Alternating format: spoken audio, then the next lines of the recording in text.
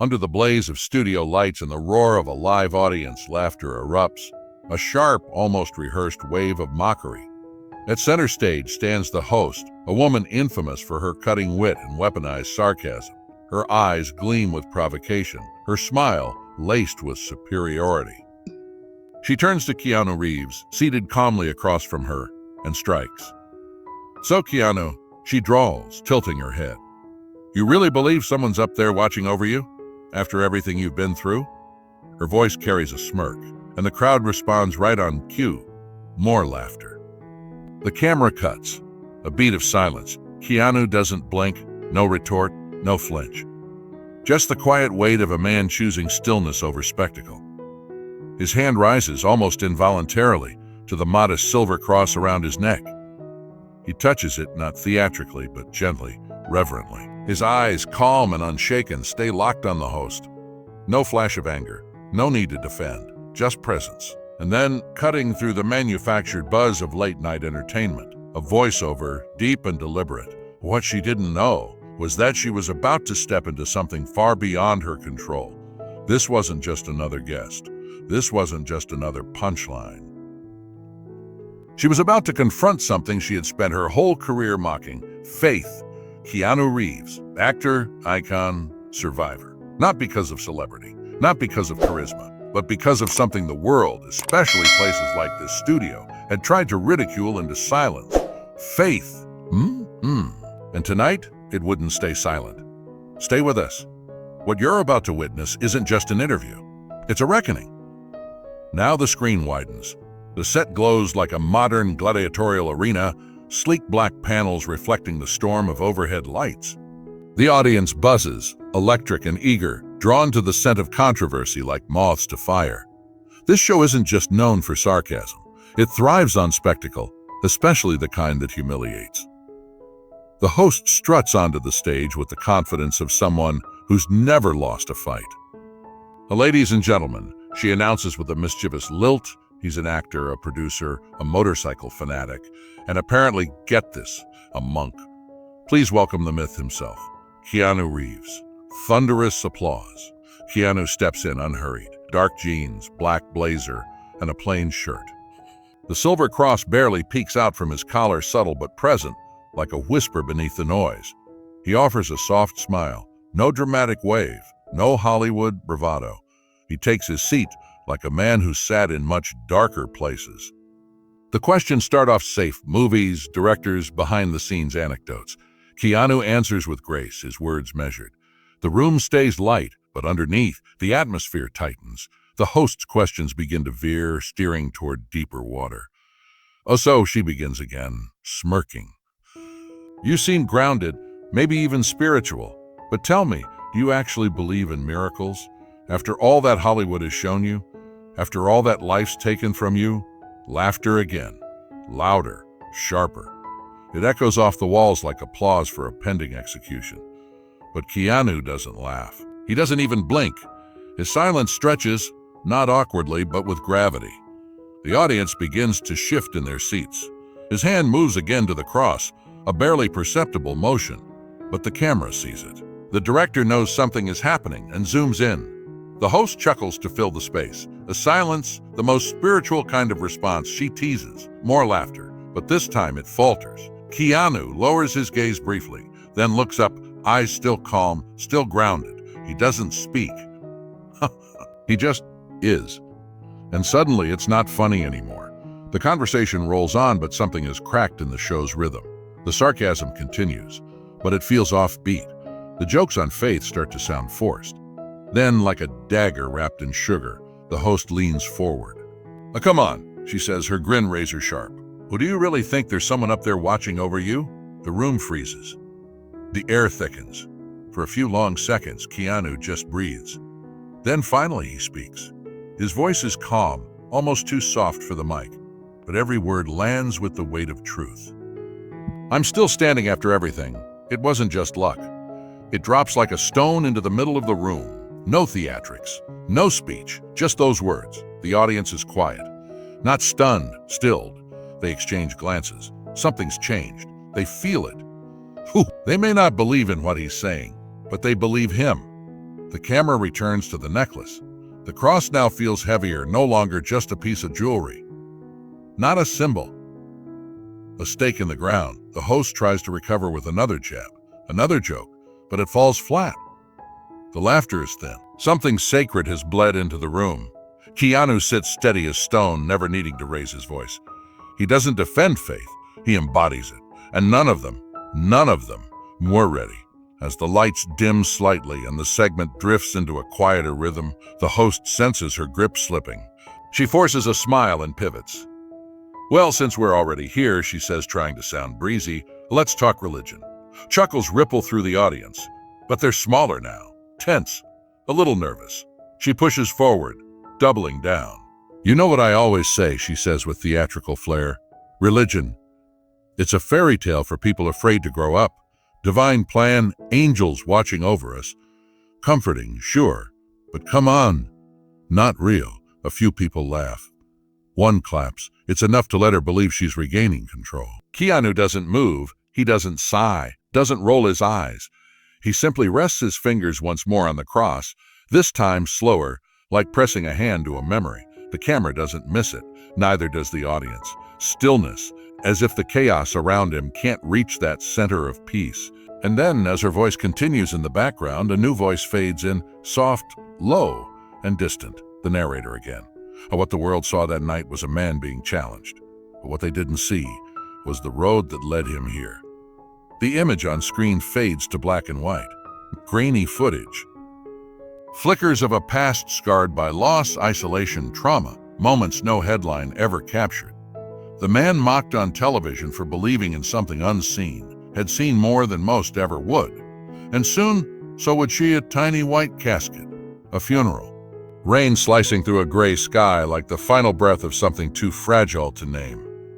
Keanu stands beside it, cloaked in black, utterly motionless. His face, void of expression, but the silence around him screams. Cut, a cold hospital corridor, fluorescent lights buzzing overhead.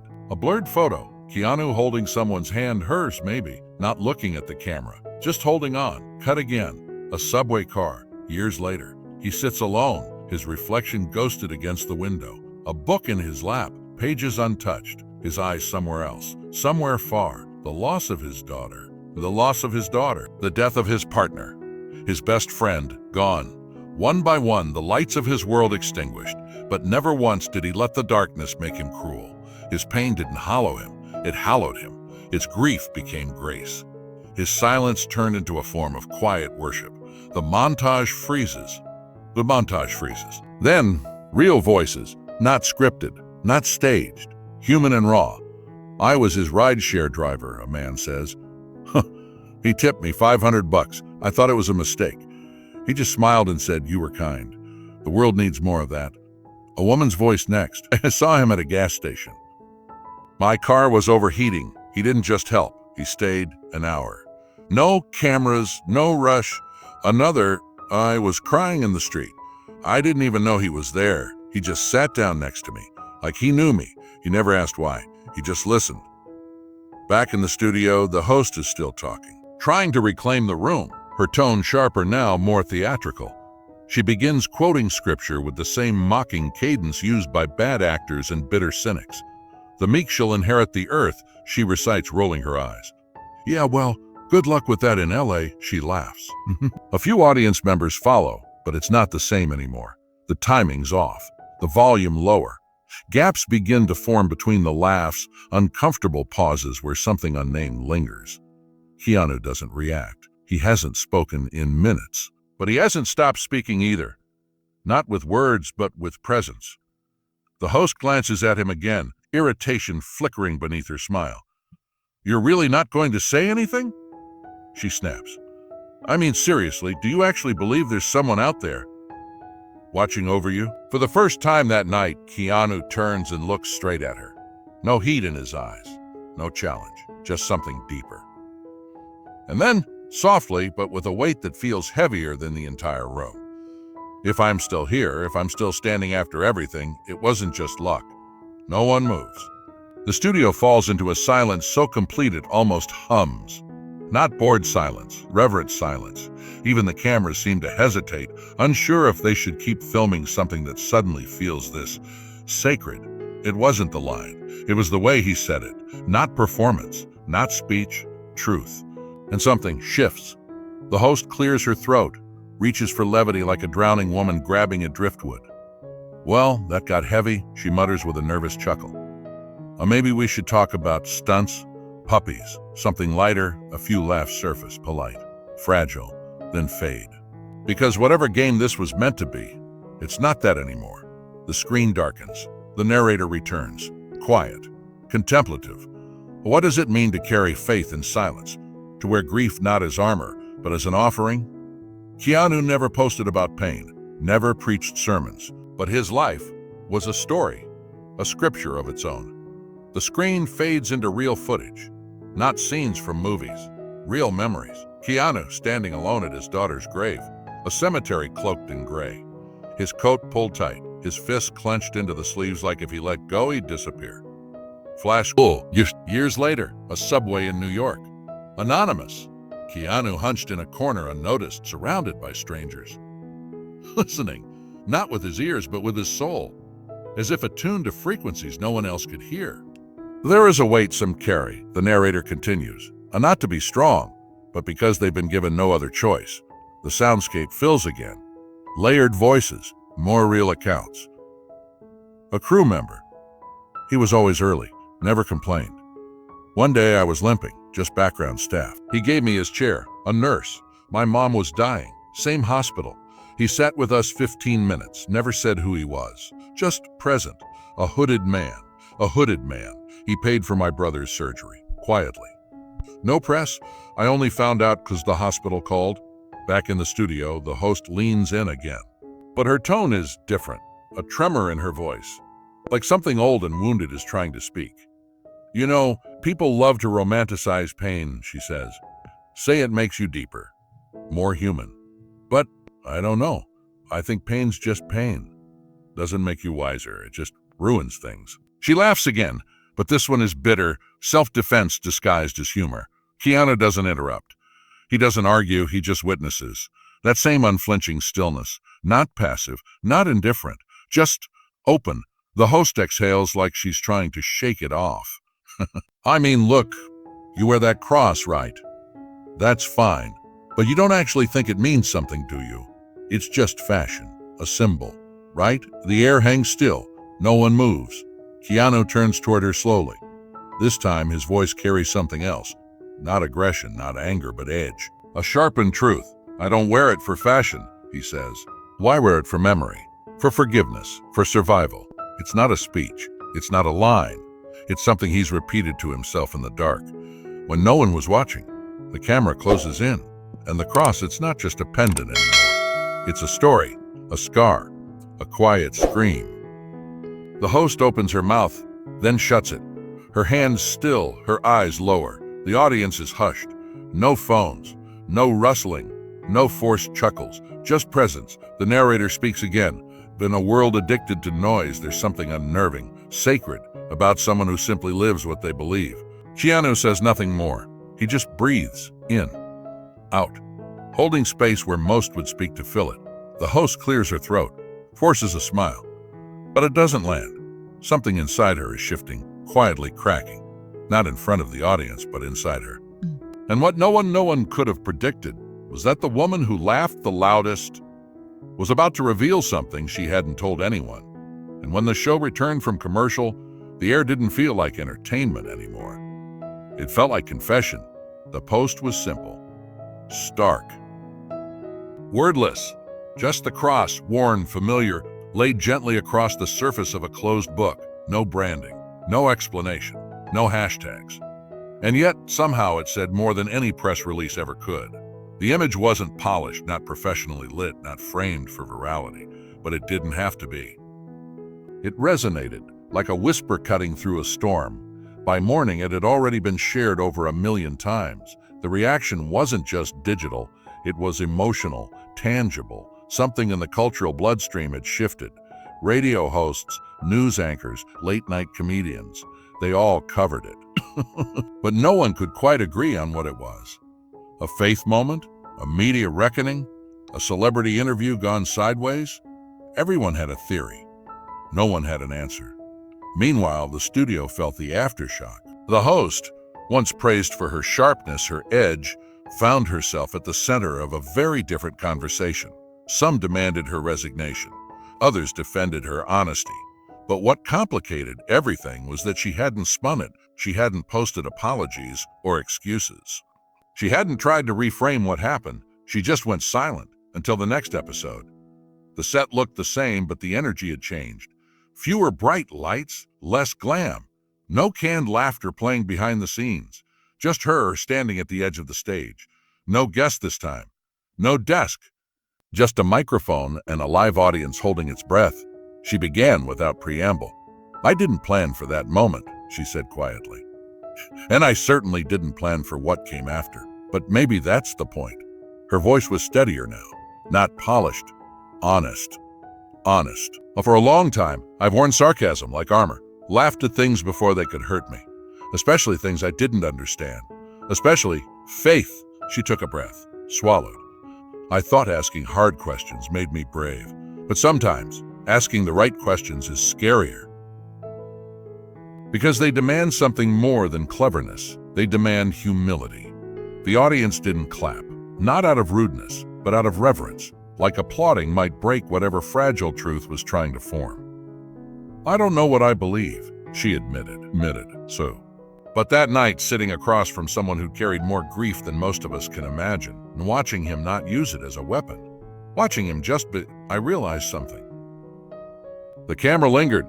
No cutaways, no ads, just her exposed, and somewhere in a quiet house miles away, Keanu Reeves sat watching, the light from the screen flickering against his face. No reaction, just the faintest, almost invisible curve at the edge of his mouth. A knowing, He didn't need a spotlight. Never had. He wasn't trying to make a statement. He just lived in a way that was one. That single image of his cross on the book had sparked a ripple, not just online, but in actual lives. Pastors spoke about it in sermons. Atheist forums debated it. College classrooms dissected it. It wasn't about converting anyone. It was about confronting something deeper. The possibility that gentleness could be stronger than force. That quiet could undo cynicism. That one man's refusal to perform could expose an entire system that was built around pretending. And the leaks didn't stop. More messages surfaced. Memos, voice notes, conversations meant to stay buried. One senior producer was heard saying, "If he had snapped, we'd be trending even harder." Another laughed. "Well, that backfired beautifully." But the public's reaction was not what they expected. The usual noise, cancel culture, tribal lines, outrage mobs, never fully took hold. Because this wasn't just about faith, it was about truth, any truth, and how rare it had become to witness someone hold on to it without trying to sell it. And in the middle of it all, Keanu stayed silent. Studios reached out for exclusive interviews, book deals, documentaries, nothing. The only movement came 3 days later. A grainy photo appeared, snapped quietly by a passerby in a hospital hallway. Keanu, sitting beside an elderly woman in a wheelchair, holding her hand. No cameras, no crew, no script, just him, present. Weeks passed. The host returned, again and again, now different, more measured, less noise. Guests began to speak differently on her show, more honestly, less guarded. It was as if that night had broken something, but in doing so, had made space for something else. The network, initially furious, was forced to pivot.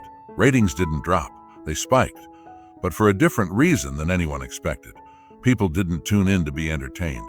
They tuned in hoping, just maybe, to witness something real. And while headlines continued to swirl and hot takes continued to multiply, Keanu posted just one more thing, a quote.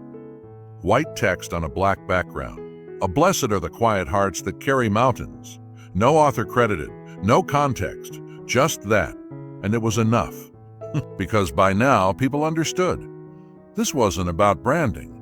It wasn't about clout or religion or even celebrity. It was about stillness. About what's left when the camera's cut and the audience goes home and the applause fades and the makeup is wiped off and the lights shut down. It was about standing in grief and not letting it become hate. It was about listening, not for answers, but for each other.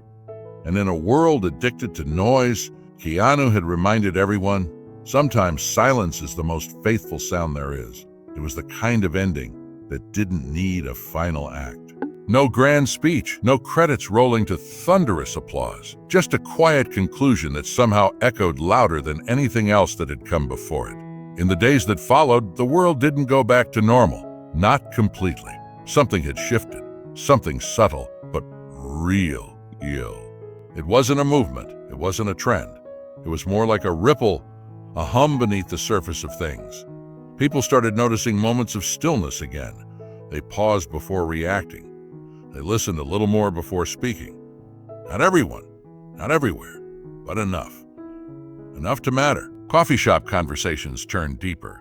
Late-night texts between friends asked new kinds of questions. Do you think something really happened that night?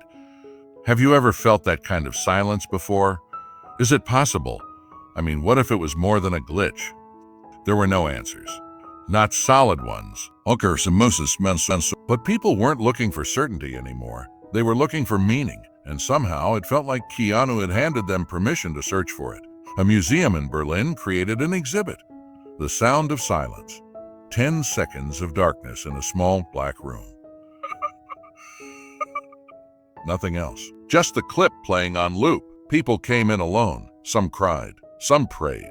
Some just stood in stillness, overwhelmed by a feeling they couldn't explain. A music producer in Tokyo sampled the silence into a track.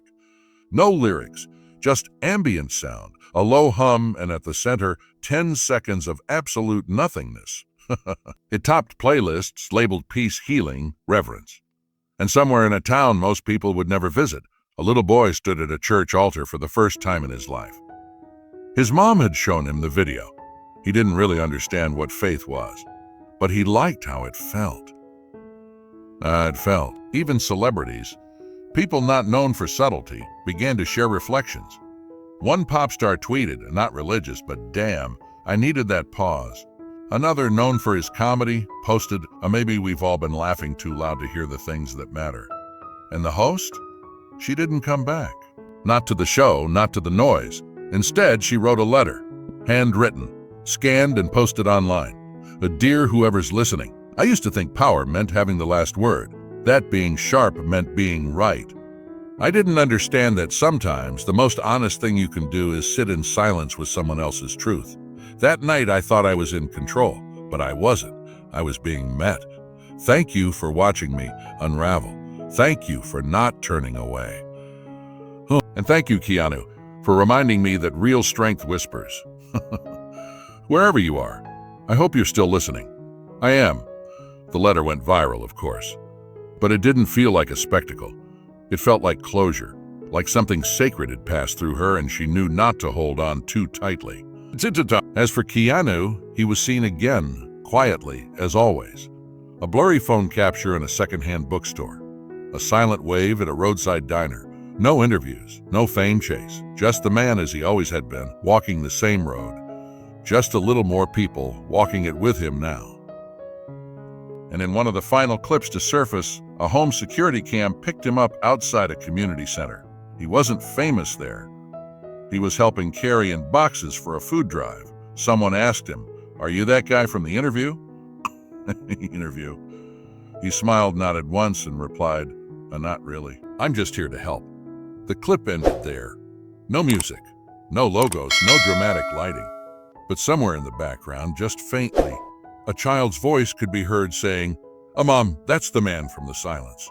And maybe that's what this whole story was. Not about celebrity or theology or controversy, but about the silence.